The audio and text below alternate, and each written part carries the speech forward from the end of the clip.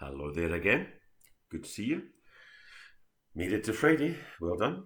Um,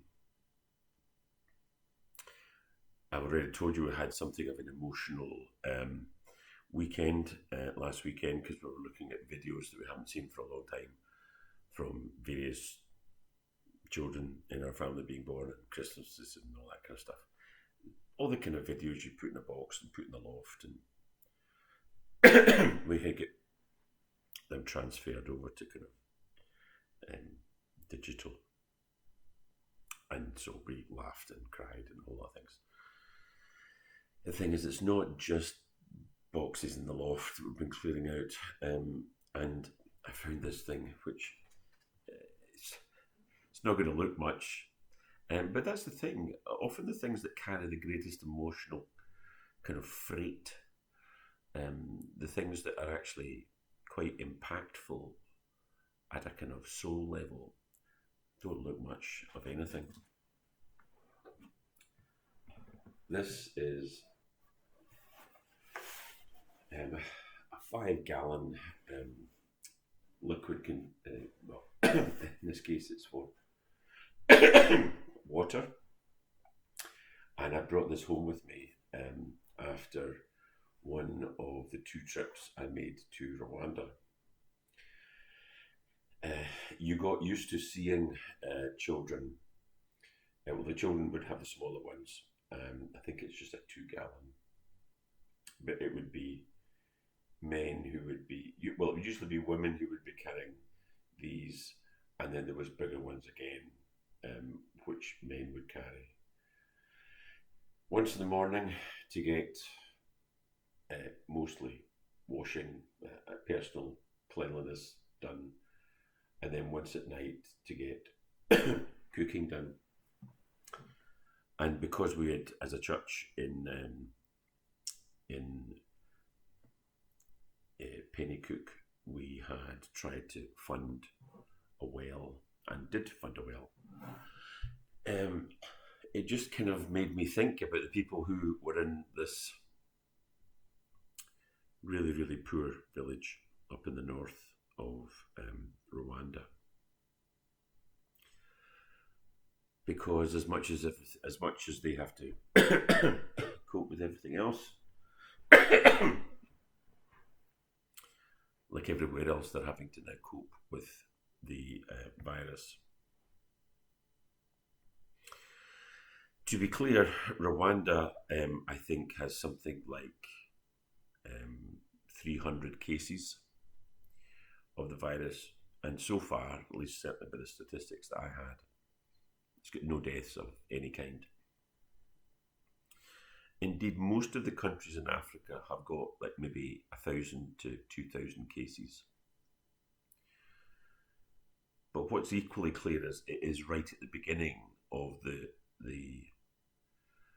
the situation where countries are having, as they say, patient one arrive, and some countries are ahead of the trend. And it's if you listen to the names, you'll realise it's the countries that tend to be mostly focused with connections to the West, but some with connections to the Middle East through the Muslim faith. Ghana has got 6,000, Morocco 7,000, Nigeria 6,500, Egypt 13,500 cases, Algeria almost 7,500. The one that really jumps out is South Africa. It's got 17,000, and their healthcare systems are so limited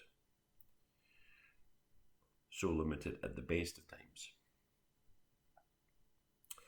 And I was looking, as I say, at this and thinking, well, Christian Aid Week's gone. We don't have to think about that anymore because that's the week when we think about that stuff. And it just struck me that really wasn't correct. So I was looking at some verses. So this is just one single verse out of Proverbs, but it's got a concept in it which I've never never really come across before. This is Proverbs 19, and this is verse 17. Whoever is generous to the poor lends to the Lord, and he will repay him for his deed. Most of Scripture, quite accurately, would suggest we are in the Lord's debt. It's not really that often that the Bible presents a situation where we are lending to Him, such that God is in debt to us. But when we give to the poor, that's what we're doing.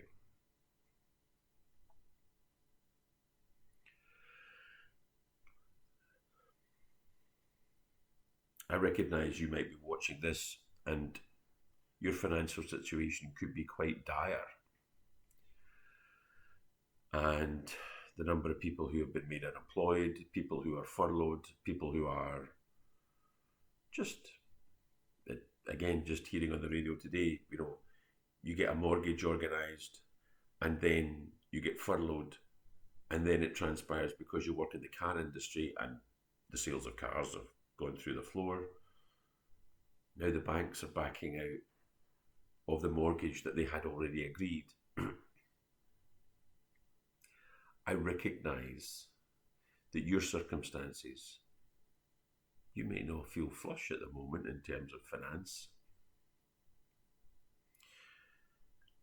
I just recognise this is when we have the evidence.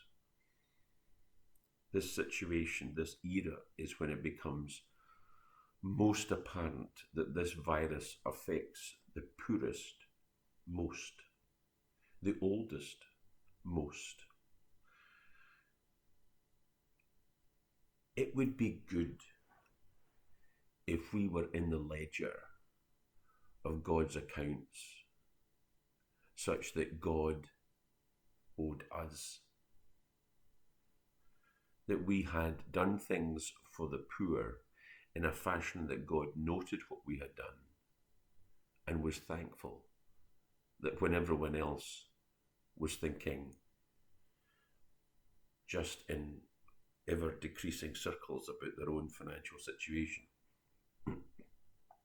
Just to be clear, I haven't done what I'm telling you to do yet. It was literally pulling this out the garage and looking at it and thinking, don't think the fact that Christian Aid's come and gone is really